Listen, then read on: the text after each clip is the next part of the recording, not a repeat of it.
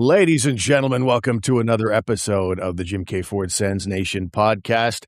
We got a little bit of sunshine breaking through in Columbus for team drama here as the Ottawa Senators went into Columbus and played a very good hockey game on Tuesday night, a 4-1 victory.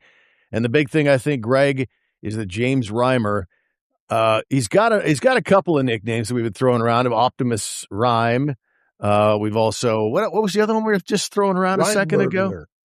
The Rhyme Burglar, exactly. I think the stabilizers would work pretty well as well, just given how unstable that position has been. Let's maybe begin with that. Columbus, the Sens win 4-1 over the Blue Jackets, a little revenge for their recent loss to them. And Rick Bowness behind the bench. Everybody's going good. So I think that's full marks for a nice road win given the circumstances. Exactly. And there are those out there who probably thought the game was boring. And you know what? There's nothing wrong with that every once in a while. There's nothing wrong with that for the next month and a half. I think Sens fans would be happy if this team played boring hockey for a month and a half and continued at the 800 clip that they're on in their last, 5 games. Like they're doing just fine. But the original point of yours about James Reimer, it's a stabilizing force. It's just somebody who's calm and collected, veteran presence. He's probably really good in the room. He was probably great on the bench when he wasn't playing too, just a calming influence, a guy who commands a little bit of respect just out of sheer age and veteran status in the game. And then he made the saves he was supposed to save. And he probably made a couple that he maybe wasn't really supposed to save, right? He looked good, and the whole team can feed off of that. And it's been a long time since we've seen that kind of performance in front of a goaltender who was so steadying in net. It was great. Yeah, I'd say it's early days, obviously. He's only 2 games in, but that performance by Reimer in Columbus left me feeling as comfortable as I've been about goaltending all season long. The thing I like about him is that, there hasn't been anything really particularly leaky. And when you've got guys in on top of Reimer, like he doesn't look like the biggest goalie in the world, but he's extra strong, at least relatively speaking, when guys are trying to jam pucks in and somehow just, cram it in behind him. And he just somehow seems to kind of shut the door in that manner. I feel like that he's an upgrade that way at this stage of the game. And statistically, isn't it nice to see a goalie with Ottawa with a save percentage that starts with 9? He got the call to help out with the Sens goalie emergency, and the save percentage is 9-1-1 right now. Beautiful, beautiful. I thought there was one save in the Columbus game where there was a cross ice pass through the seam. You know what? It doesn't even matter who it was. I don't remember who got the shot off. I don't remember who made the pass. All I remember was Reimer went from his left to his right and was square to the shooter, like on time. It's just one of those things that we haven't seen a lot of, where a goaltender actually read it, anticipated it, and got across the net, and it was a simple, easy save instead of a Cole Caulfield clapper off the off wing 1T into the empty net. It was nice to see, and that was just one of those. Yeah, if I'm a guy on the ice or I'm a guy on the bench and I see that, I'm like, there you go, boys. There's a guy who's in command, and he's on his game tonight, and he's on his game for us, and it's good. Let's get going in front of him. It's one of those things. There's little signs like that come through with that a veteran can bring. Yeah. Every once in a while, a Leaf or a Hab fan will stumble onto the podcast here and maybe be listening in right now, and they're probably snickering in their minds about, a Sens podcast getting all worked up about 37-year-old James Reimer, who could have been had by anybody in the league over the last 3 or 4 months, and the Sens pick him up, and we're talking him up like this. They'll be snickering a little bit. But you people don't understand. You don't understand what this fan base has been through, how desperately we want saves in the, even as podcasters, trying to, put a little bit of objectivity on things. Even still, it makes for better hockey. It makes for a lot funner game. Like, how many games this year have been just lost because of goaltending? They look fantastic, and the reason that Travis Green keeps saying again and again, we keep playing like that, we'll be fine. What he's always left out of the equation is if we get a few saves in there as well. Yeah, you're bang on. I agree with you too. There are people out there, and would you have ever thought that we'd be speaking so glowingly about James Reimer, for crying out loud? But it doesn't matter who it is.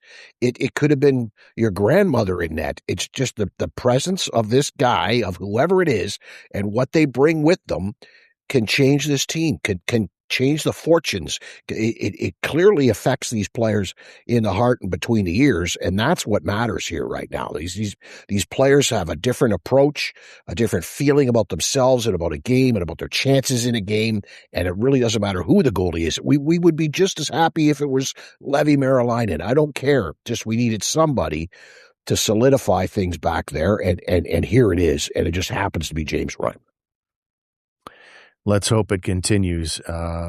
They've taken 8 of a possible 10 points, but you were looking at the standings. I kind of look at it day to day. I didn't really look at it over the course of, a couple of weeks.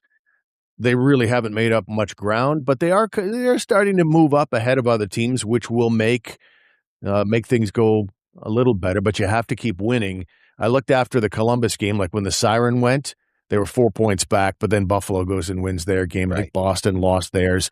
So it's going to be a day-to-day thing, but just keep winning, and you never know what might happen. But they really, like you say, haven't picked up too much ground over this nice that's the thing run. that we always talk about, right? You can be 4 or 5 points behind with 1 or 2 teams to catch, or you could be 4 or 5 points behind with 6 teams between you. And that's and everybody always says, that's the issue. It's not necessarily the points, it's the teams you have to leap, and all those teams are playing every night. I looked it up.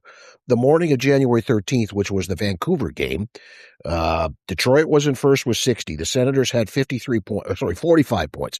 Senators were in last place in the division. They were 7 points out of the wild card, and they were 13 points behind the third place team. They go and get 8 points out of 10, like 800 hockey over the course of 5 games. That is very impressive. And they went from 7 out of the wild card to 5 out of the wild card. They went from 13 out of third place to 10 out of third place, and they went from last in the division to, still last in the division. Like, that's the problem here. But they are a stick-to-the-process team, which is good.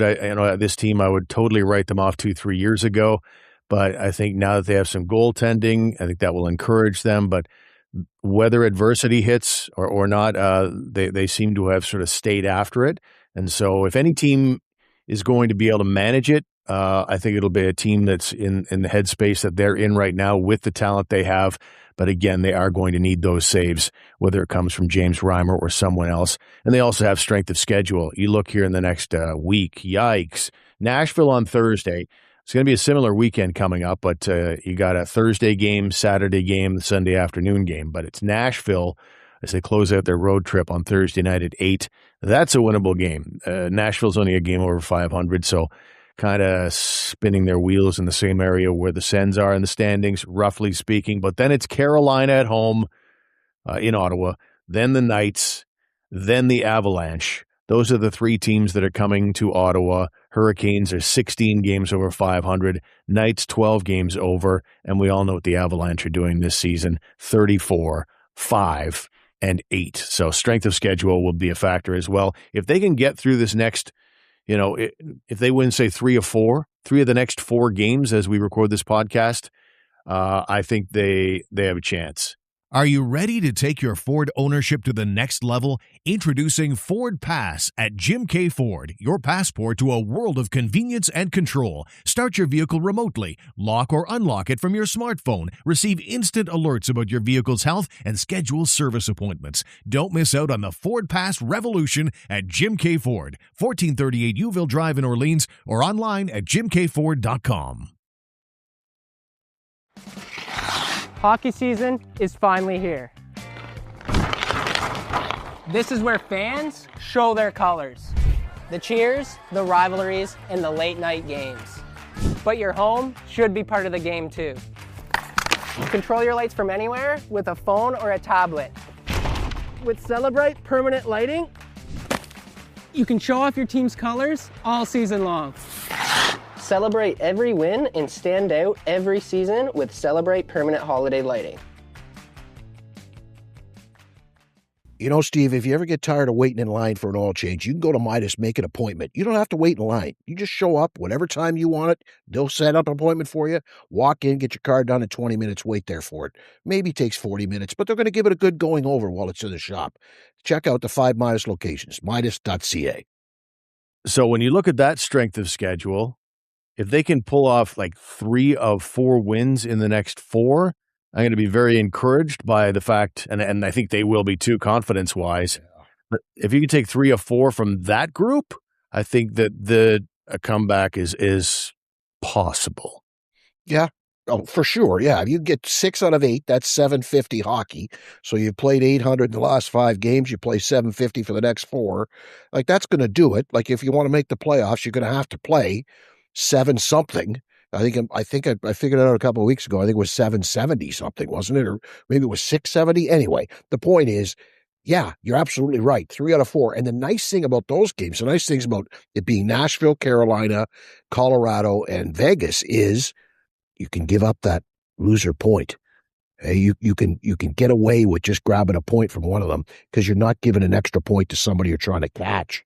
So it might be okay for one of these come from ahead, tie, lose it in overtime like Montreal game. Yeah, I'm with you, buddy. You win 3 out of 4, or get 6 out of 8 points somehow, whatever it takes, and that'll be Missouri for me. Show me, baby. Yeah, Detroit was the same thing. In both games, Montreal and Detroit, you had a 2-goal lead, and it headed to overtime. And sometimes you'll say at that stage, well, at least they got the point. Well, you also gave away a point to a division rival that you may be trying to catch at some stage. But first things first, the wild card, get the points as you can, and we shall see how it goes. So the next game's Nashville on Thursday to round out their road trip. And that Montreal game caused a bit of controversy, and it's unfortunate timing simply because the team is already kind of locked in as team drama for the moment with everything that's gone on with the social media controversy and Linus Ullmark. And now you had Jake Sanderson, of all people, maybe the shyest guy on the team, or at least the most reserved guy with the media. He comes out after that Montreal loss that basically said, Levi made some good saves tonight, but it's kind of hard to win a hockey game when you only get 10 saves. And what kind of doubled down on how tough that was the fact that Merilainen probably got told right after that game that he was heading down to Belleville.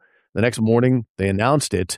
But he may have gotten both those bits of news that what Jake said that about me, and Travis said that I'm going down. So it was a tough deal for Leevi Merilainen. Let me ask you what you thought about Jake Sanderson saying what he said. Well, as a hockey person, as a hockey coach, I wouldn't have been too happy with a player saying that to the media.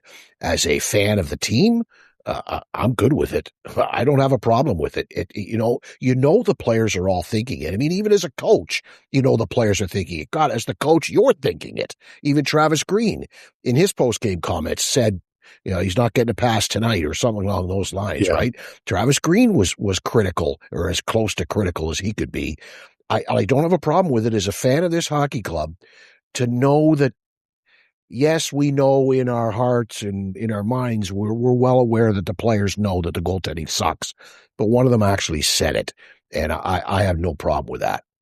And now, having said that, yeah, not a good thing for your team, not a good thing for the players to be saying things like that. And Jake Sanderson knew it right away. The surprising thing being he's the father of a former NHLer, right? Like Jeff Sanderson played in that league for a long time. And you'd think that there wouldn't be something that he would slip up on. He's been trained and taught media work since he was a kid, probably. But I was okay with it as a fan. I thought it was all right. And I bet you did too. I bet you were okay with it too as a fan, right? Well, it's I'm of two minds on it. I think generally speaking, yeah, I think hockey players have thick skin. NHL players, it seems like a couple of times a season there's a fist fight at practice, and then they're buddies seconds later. So the fact that he said that, I don't think is rattling Leevi Merilainen all that much. Levi. Keep calling him Levi. You can't get over that. Anyway, he's in Belleville now, so I'll call them Bealville from now on. Don't know what I'm talking about. But yeah, I mean, I think it's not a huge deal. It's just I think about Jake Sanderson's headspace. I don't think it's productive to say it, because it's not like Merilainen's going to go, oh, you wanted me to make more than 10 saves. I'm sorry. Thanks, Jake. I think a little bit of it is just the frustration at the situation. It's nothing personal. I think it's just that night on Saturday, Jake Sanderson's coming off maybe one of his best games as a pro with a goal and 3 helpers, and they blow a 2-goal lead, and they're trying to jump back into the playoff race, and the same old trouble rears its ugly head again. They didn't get saves. And honestly, the tying goal, I'm still looking at it like he's seeing that thing perfectly, and just the guys, I don't know, I think you see that goal and you see why he went down to the minors. The guy's confidence is shot. But I think Jake Sanderson is addressing management to some degree when he says that. The circumstances. Like, we have a really good team. We're really excited. We're tight. Great chemistry. We say it after every game. We like the way we played tonight. We like the way we played tonight. And I think he just hit a boiling point and basically said, and he's obviously not going to admit this in the follow-up interview. You don't want to, throw your GM under the bus. But I think he's basically saying, we're a good team. Get us someone. Help us. Get us a goalie that can play at an NHL level. Yeah. Like, hey, boss, you started the season with a guy who's never started more than how many games? What's his number? Never more than 50. Never more than 50. And another guy who's played like 14. That was what you decided was good enough to start the season. I think if Steve Staios had a do-over, there's his do-over. He would have done something differently with his goaltending situation to start the season. And yeah, I don't know that all of that goes through Jake Sanderson's mind, that he's trying to subtly deliver a message to the GM that we need help. But yeah, it's in his mind. It's in all of their minds. They've all been thinking about it all year. I'm sure every one of them looks at the goaltending situation and says, like, what the hell? Who thought this was going to be good enough? And I that creeps into their minds, and then it spills out. And yes, it's right after a game. He would have probably had time to decompress, take a breath, and think before he answered some questions. But that's when the truth comes out, right? That's when your true feelings come out, when you're under pressure in a sense like that, being asked a question, and it comes out. I think back to John Tortorella had the same sort of chirp years ago. Remember that one? It was like, if we could have a goalie who could stop more than 25% of the shots, we'd be okay. But right? He's absolutely right. Although it was more than 10 saves, the guy did make more than 10 saves, but not quite that much. But I don't know. Like, I agree with you on the lines. I agree with that part of it. Yeah. I think it is a coach's job, to me, to decide when that time comes where you got to crack the whip. It's not really Jake Sanderson's job. So I don't have a huge issue when coaches do it, but even they don't crack the whip and call out guys individually very often the way Tortorella did way back when. And I think that was against the Senators in the playoffs, where John Graham was scuffling very much the way Leevi Merilainen did, and Tortorella said something to the effect of, I'm getting a little tired of the 25% rule. And so, yeah, coaches, that's one thing. Player, it's another. But let me ask you this. What is the future of Leevi Merilainen? He's 23 years of age. To me, I don't think I can just cast him aside as a bad prospect all of a sudden. To me, he's still too young. And now he's got some NHL pedigree behind him. He now has an understanding of what has worked and where he was getting caved in. And now he can go down, you start right away, like in Belleville, at a 7-game road trip as soon as he got down there. I think that's probably a good thing for Merilainen. But do you think he'll get back to Ottawa someday? Well, I think the best thing that could happen for Leevi Merilainen is for the Senators to be out of the playoffs. Because if they're out of the playoff race, then he probably gets a chance to come back up. Like, this is an opportunity for him. He's in a contract year too, right? If I'm not mistaken. So he goes down. Yeah, he goes down and he gets a chance to take the net and fix himself. And if he does well, which we're going to assume that he will, he's got to get down there. He's got to play. He's got to get his head on straight. He's got to play solidly for a good stretch of time. And even if all of that happens, Steve, if this team's in a race for a playoff spot and Reimer continues to be solid and Ullmark comes back and it is good, then there's no place here for Merilainen this year. So that's why I'm saying he kind of needs this team to fall out of the playoff race and then he gets a chance to come back up later in the year and sort of prove himself at some point. Like, it sounds sad, but he's probably hoping that that's what's going to happen. Yeah, it's hard to say what's going to happen next with Linus Ullmark, because in his interview that he gave to Claire Hanna on TSN this week, he mentioned in the mix of that he's not ready yet. He basically said this is just a step along the way, the interview process, but made it very clear, even inserted it into one of the answers, that I'm not ready yet, because Claire basically, I think, was under the impression, like a lot of us are, that you're doing an interview, so you must be getting close to getting back to the lineup. But he corrected that right away when she asked about getting back to the team, and so I'm curious. And to me, that's a real gray area. You just don't know, and you certainly give Ullmark what he's dealing with, him and his family, all the time they need to rectify the situation with mental health. But at the same time, you want to win hockey games, and you want to keep this thing going for the rest of the team. It's like a knee injury. Mental health is something that's taken this player out of the lineup, and now you have to, account for that. And I don't know that, can James Reimer carry the ball with Hunter Shepard as his backup? It's that's a tall order. Everybody's sort of thinking that Ullmark's return is imminent. We just don't know. Yeah, that's the question, right? When is that return?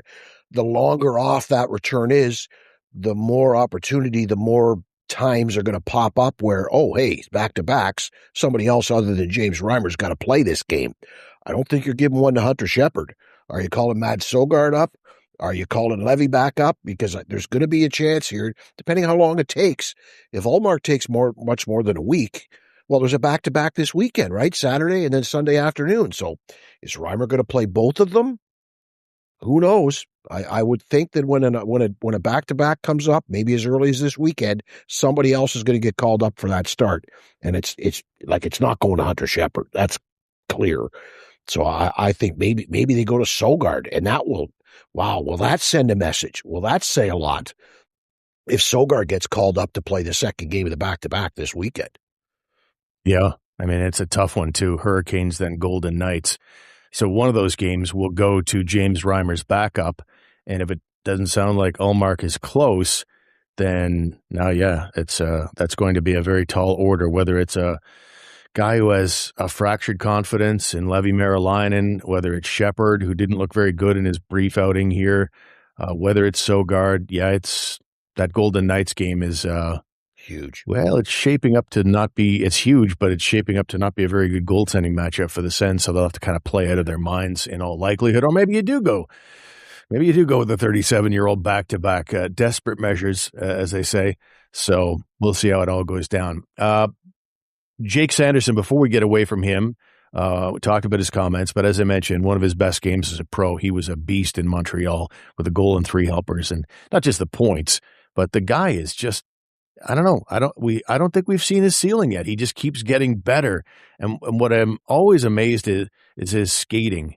The skating is just this great equalizer, this eraser. If he has a little glitch where he's flat-footed while the other team is kind of counter-striking up ice, he just has the speed to reel guys in. The way he took Cole Sillinger didn't even get a clean look.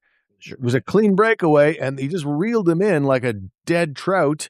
And Sillinger still made a nice sort of loop-around play to get a shot, and a great save by Reimer.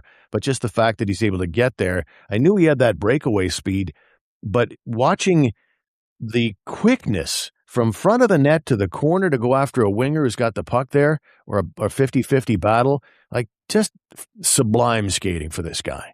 Yeah, and it's only going up. That was the biggest thing you said in that whole statement, Steve, was that he's only going to get better, like better and better and better. I think he's already top 5 in the league. I'm sure he'll finish top 5 in Norris voting this year. There's enough talk and buzz amongst other markets out there that people know who he is and know what he does now. And he's only going to get better, and he's a nice contract, good situation here in Ottawa. I look forward to years to come of this guy playing. He's something to watch. Yep. That 2020 NHL draft, pretty cool that you got the players you did. Jake Sanderson, Tim Stützle might be the best 2 players in the draft, but forgotten a little bit have been Ridley Greig and Tyler Kleven. And those guys had goals in Columbus. Nice little play by by Tyler Clevin with his first goal in 61 games, kind of dragging it to the middle and ripping it upstairs. But I want to talk about Ridley Greig because he's the third first-rounder from 2020, and he's kind of scuffled offensively. I think everybody likes what he is. Most of his career so far has been in a bottom six role, but now that he's getting a regular look with very good line mates like Brady Tkachuk and Dylan Cousins and being in the top six, the points are starting to come as well. And his confidence is starting to come. Like, he's affecting hockey games in a big way of late. He's got 6 points in his last 4 games, but he's also an SOB out there and just one of those players teams hate playing against. And I find him impactful in all zones right now. So Ridley Greig might be taking another step and getting to that next level. Yeah, and we've talked about Ridley Greig a number of times, and one of my recurring themes with Ridley Greig was always he needs to find his spot. What is his spot in the lineup? Not beyond, Is he a center or a winger? It was like, is he a third-line guy? Is he a second-line guy?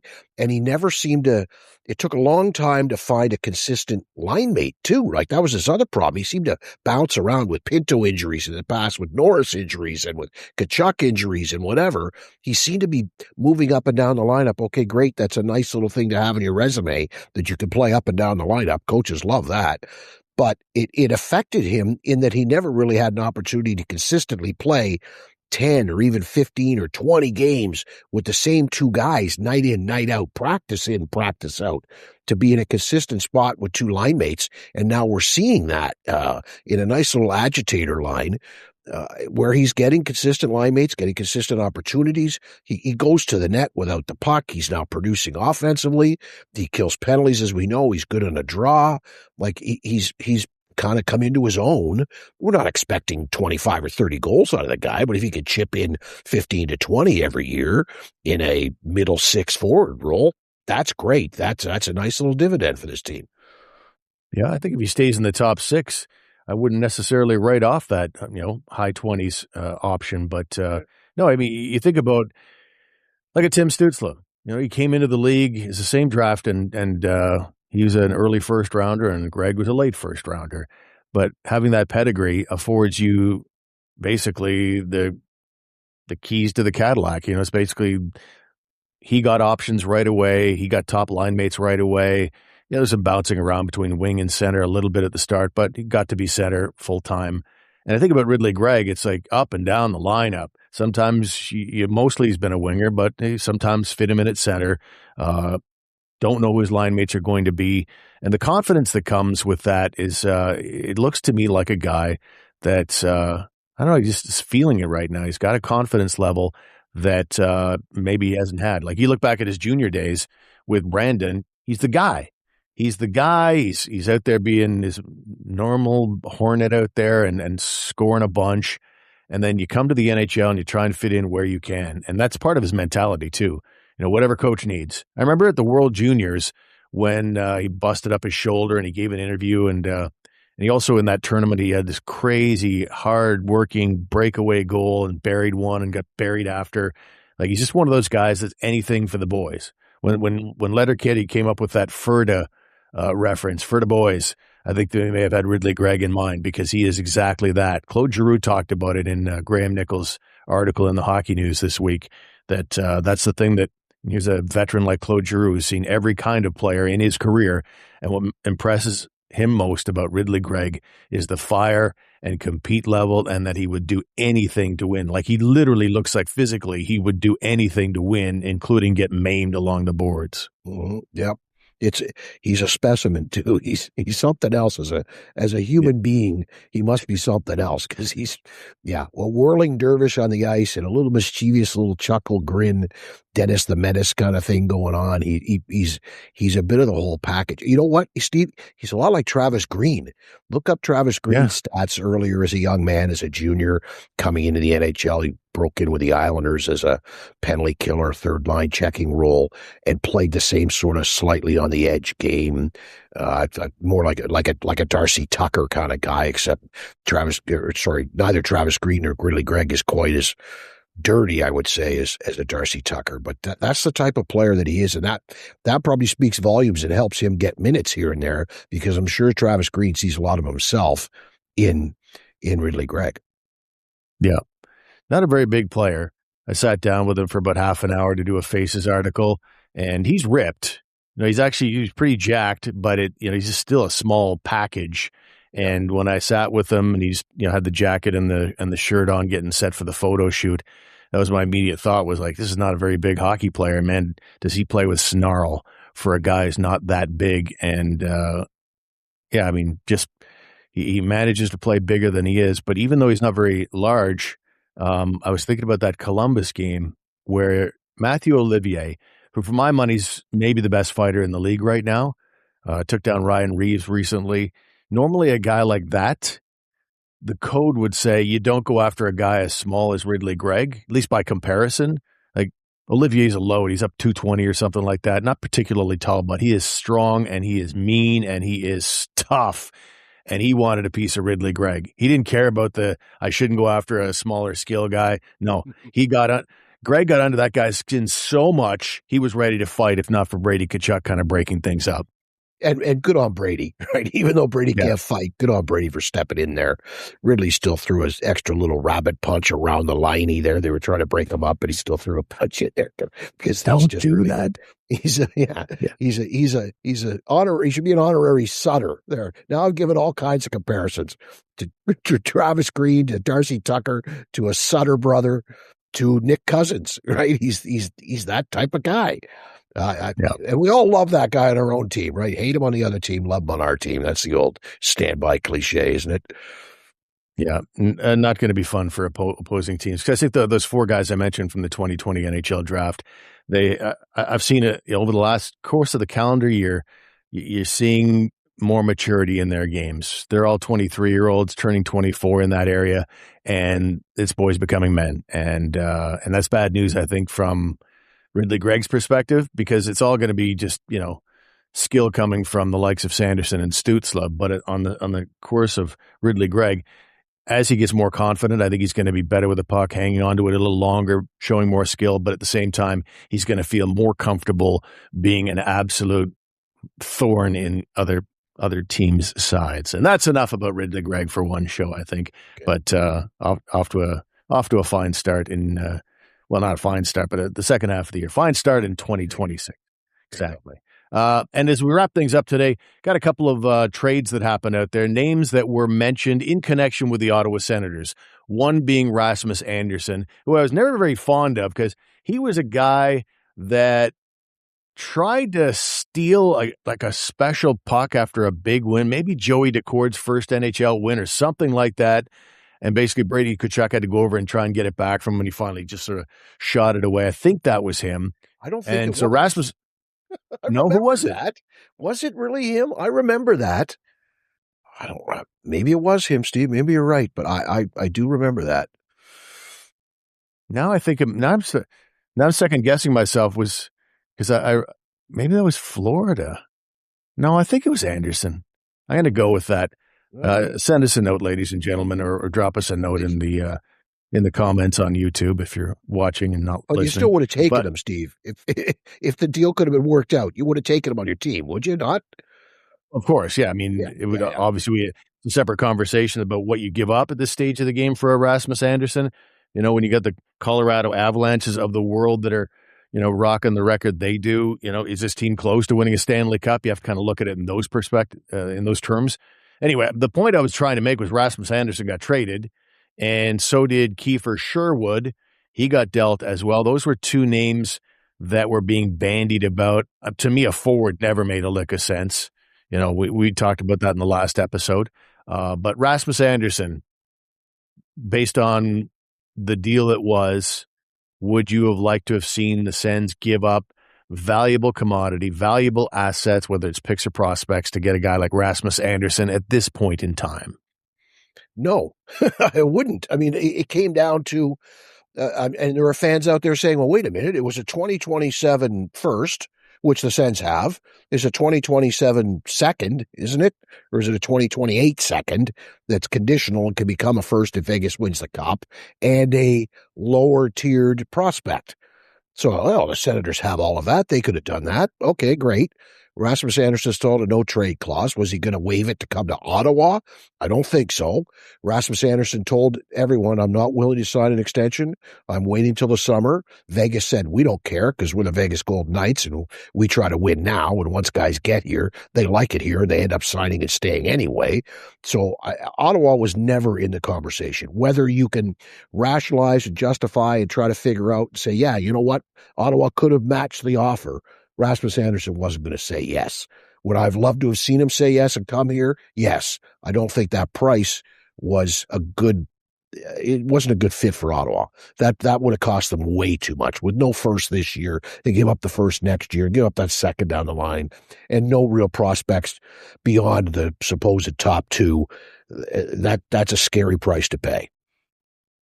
Is Steve Staios mad science trading between now and the trade deadline a month and a half from now? Or is he going to just say, this is probably not our time, folks? I mean, a lot will depend on what the Sens do in the next 3 weeks, or even the next week. But do you think there's a chance that such good things could happen to this organization that they would make one of those go for it trades, or will they be sellers? I think they'll be watchers. I really do. I don't think they're going to be buyers because of what they'll have to give up to get things, and I don't think they're close enough to want to be buyers. They're not. Even if they're a playoff team, should they be out buying? Probably not. And are they sellers? I think if the right offer were out there for guys like Lars Eller, like Nick Cousins, like Jensen, Leevi Merilainen, some of the veteran guys lower down in the lineup, if offers came in, and I know I'm missing a couple, David Perron, then okay, yeah, I'd make those deals, but I don't think any of those deals necessarily is enough to say we're sellers. Like, we traded David Perron, we're sellers. No, you traded away an asset that's a contract expiring, and you're trying to get something for them. So I don't think they're really sellers either. I think they're just they'll take what comes along. I think that would be my approach anyway. What are you thinking? Do they just, based on what happened in the previous regime where so many picks and prospects went out the door, I think it handcuffs them. The organization, when Michael Andlauer took this thing over and brought Steve Staios eventually aboard, and they saw what it was, it just, they knew what they were getting, and that is, unfortunately, a fixer-upper. Even the rebuild that was done with some faulty parts, and they gave away some of the quality parts that they were going to use as finishing touches. And now as Steve Staios wants to put the finishing touches on this rebuild that was started by someone before him, he doesn't have that building material, unfortunately, right now. And but it's a double-edged sword, because at the same time, the guys that we consider the core on this team, the championship window is open now. Like, for that group, if you look at their time as Ottawa Senators and their contract coming down the pike, this group's window is open now, and the clock is ticking. So it's a tough spot for Steve Staios to be in. Yeah, that's the sad part of it, is that if you want this team to get better, you don't have if you're a buyer, you need picks and prospects to trade. You don't have enough. If you're a seller, you're doing it to get picks and prospects. So, if you're going to get picks and prospects, none of them are going to develop. So maybe you're a seller and get picks and prospects to turn them around and move them in the summer to get a player that could help. Or else you're looking at trading somebody from the core to try to make your core better, which is kind of strange, right? But that may be what it is. It's in the summer, you're trading Shabbat and Greig, to get, oh my God, that's a top six forward, like that may be what it ends up getting down to. Get some picks and prospects in this year's trade deadline to hopefully move them between now and the puck drop next fall to improve the team then. Is there a blockbuster deal to be had, do you think? I think back to, if you're old enough to remember the Dallas Cowboys, and they had an amazing team in the early 1990s, that was all set up by a blockbuster trade, by getting rid of their superstar running back, Herschel Walker, sending him to the Minnesota Vikings, and that just completely overhauled their organization. I'm sure it stung at the time for Dallas fans to lose Herschel Walker, but now they look back on it and they have 2 Super Bowl rings out of that. Is there a deal to be had there, do you think, with the Sens? Well, that's what I'm saying. Because it's always so unpopular, right? Right. And that's what I'm saying. Be prepared for it, people. If you want this team to improve, we just gone through it here with you. There's not a lot of picks. There's not a lot of prospects. So what are you going to move to get better? You're not going to move third and fourth liners to get better. You're going to have to move core players. So that means a blockbuster. That means a Shabbat. That means a Drake Batherson. That means a Ridley Greig. It means a Shane Pinto. Because it's not going to be Kachuk, it's not going to be Stützle. So that's what it's going to come down to. If you really think, or maybe it's Dylan Cousins, but if you want this team to get better, the only way it's going to happen is probably by giving up somebody who's in your quote unquote core, and those are guys that the fans won't be happy to see leave. All right, we shall call it quits there, ladies and gentlemen. Thank you very much for. It's a terrible downer to end the. But like I said, they're going to win. I don't think they can win 3 or 4. Well, that's what I think.